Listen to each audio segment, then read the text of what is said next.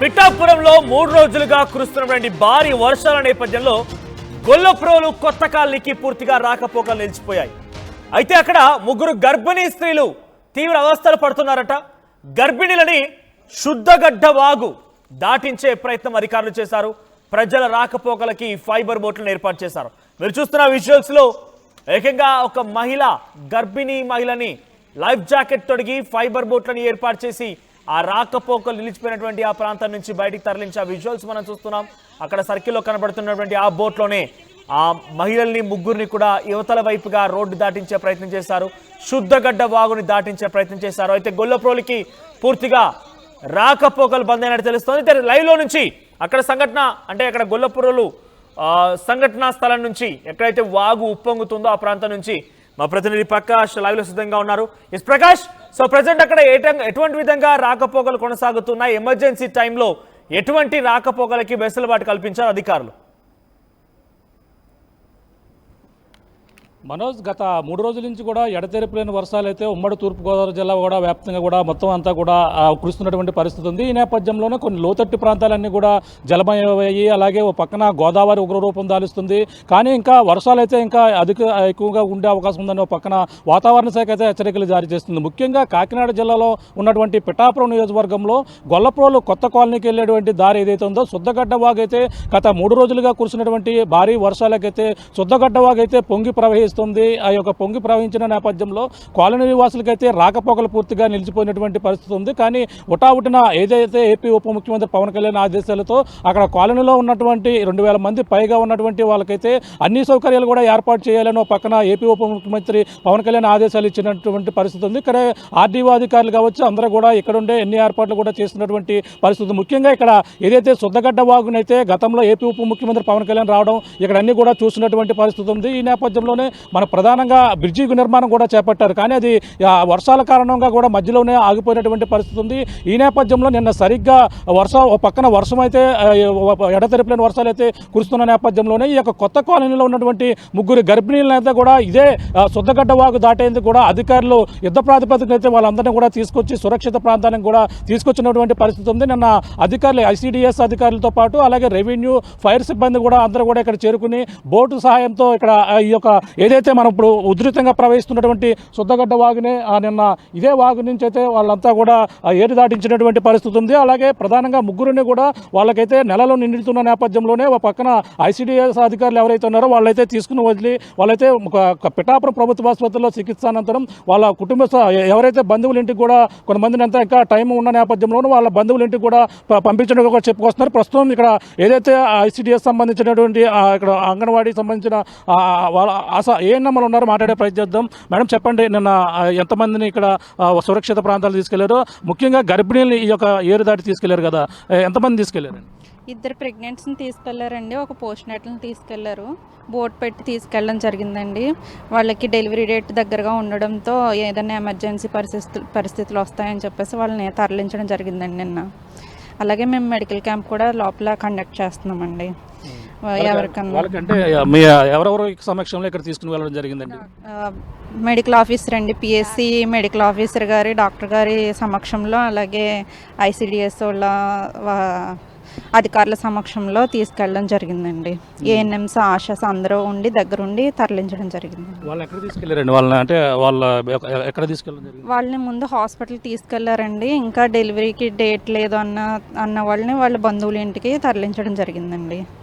ఇంకా ఎవరెవరు ఉన్నారంటే మీకు ముందుగా చెప్పుకొస్తారు కదా, అంటే ఇంకా నెల నిండిన వాళ్ళు కానీ వాళ్ళ హెల్త్ ఇబ్బందులు కానీ ఉన్న వాళ్ళు ఇంకా ముందుగా ఎవరైనా చెప్పడం జరుగుతుందా?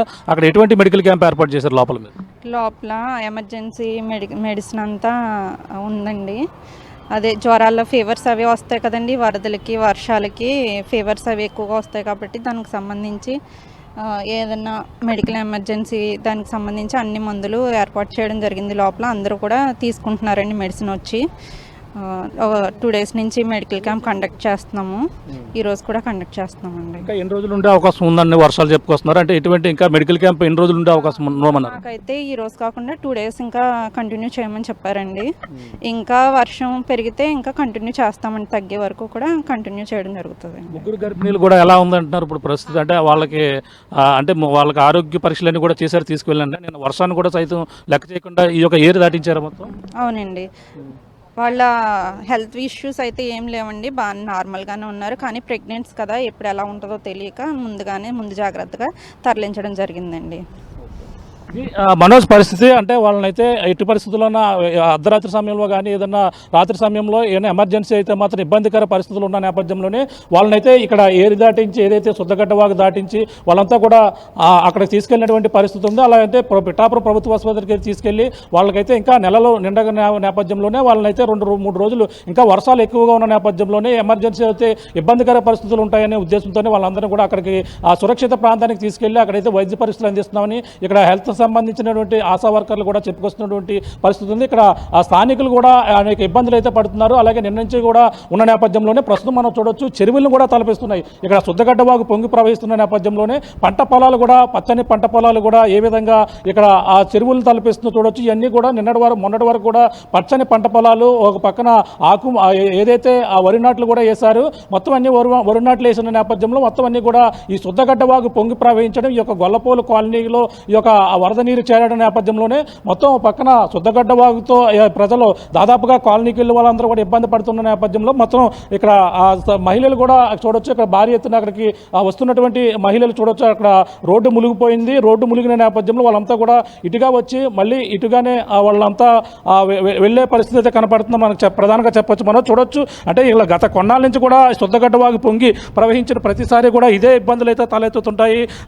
ఈ నేపథ్యంలోనే ఇక్కడ ప్రతి సంవత్సరం కూడా ఇదే పరిస్థితుల నేపథ్యంలోనే ఏపీ ఉప ముఖ్యమంత్రి పవన్ కళ్యాణ్ వచ్చిన తర్వాత ఇక్కడ మనం మరో పక్కన బ్రిడ్జి నిర్మాణం చూస్తున్నటువంటి దృశ్యాలు కూడా చూడవచ్చు. ఆయన గతంలో ఇదే ప్రాంతానికి రావడం, ఈ బ్రిడ్జి నిర్మాణం వెంటనే 2 కోట్ల వ్యయంతో బ్రిడ్జి నిర్మాణం అయితే ఏపీ ఉప ముఖ్యమంత్రి కాలనీ వాసులకైతే యుద్ధ ప్రాతిపదికన అయితే చేస్తున్నటువంటి దృశ్యాలు. పక్కన వర్షాలు, ఎడతెరిపిలేని వర్షాలు రావడంతోనే మొత్తం నిర్మాణ పనులు అయితే ప్రస్తుతం నిలిచిపోయినటువంటి పరిస్థితి ఉంది. ఇక రాకపోకలకైతే తీవ్ర అంతరాయం అయితే ఏర్పడింది. మనం చూడొచ్చు. ఈ యొక్క కాలనీ వాసులు అయితే ఎటువంటి ఇబ్బందులు పడుతున్నారో ఆర్టీవీలో మీకు ఎక్స్క్లూజివ్గా చూపించే ప్రయత్నం చేస్తున్నాం. ఇక్కడ అటుగా వెళ్ళవలసినటువంటి ఉద్యోగులు, ఇప్పుడు మనతో మాట్లాడినటువంటి ఆశా వర్కర్లు అందరూ కూడా ఈ కాలువ పొంగి ప్రవహించడంతో రోడ్డు పై నుంచి అయితే నీరు ప్రవహిస్తుంది. మహిళలందరూ కూడా ఇటుగా అక్కడికి వెళ్ళాలన్నా సరే ఇదే మార్గం అయితే వెళ్ళాలి. అందరూ కూడా ఇటువంటి ఇబ్బందులు, అంటే కేవలం నిత్యావసర సరుకులు తెచ్చుకోవాలన్నా వాళ్ళందరూ కూడా ఇదే ప్రాంతంలో వెళ్ళవలసిన పరిస్థితి కనపడుతుంది. మనం చూస్తున్నాం. ఇది ఉధృతంగా పొంగి ప్రవహిస్తున్నటువంటి పరిస్థితి ప్రధానంగా కనపడుతుంది. ఏదేమైనా ఇంకా 2-3 రోజులు వర్షాలు అధికంగా ఉంటే మాత్రం ఇక్కడ మరింత పరిస్థితులు ఎక్కువగా ఉండే అవకాశం ఉందని ఇక్కడ ఉన్నటువంటి అధికారులు కూడా చెప్పుకొస్తున్నారు. ఈ నేపథ్యంలోనే వాళ్ళకి అన్ని సౌకర్యాలు కూడా, నిత్యావసర సౌకర్యాలతో పాటు మంచినీటి సౌకర్యం కూడా ఒక యుద్ధ ప్రాతిపదికన అయితే ఇక్కడ అందిస్తున్నటువంటి పరిస్థితి మనకు ప్రధానంగా కనపడుతుంది. మనోజ్, ప్రకాష్, అక్కడ కొంతమంది ఉన్నటువంటి స్థానికులు కూడా ఉన్నారు, వారితో మాట్లాడించే ప్రయత్నం చేయండి. ఇటువంటి విధంగా అక్కడ కాలువపై ఉప్పొంగి వారితో కొంత ఇబ్బందులు తలెత్తున్న నేపథ్యంలో సో వారు ఏం చెప్తున్నారు? ఎన్నిసార్లు ప్రభుత్వ అధికారులని ఈ రకంగా శుద్ధి చేయమని కోరారు, లేకపోతే దాన్ని రీకన్స్ట్రక్ట్ చేయమనో, లేకపోతే ఈ రకంగా వరద రాకుండా నిలిపిమని చెప్పి ఎన్నిసార్లు ప్రయత్నం చేశారు? కొంతమంది స్థానికులతో మాట్లాడించే ప్రయత్నం చేయండి.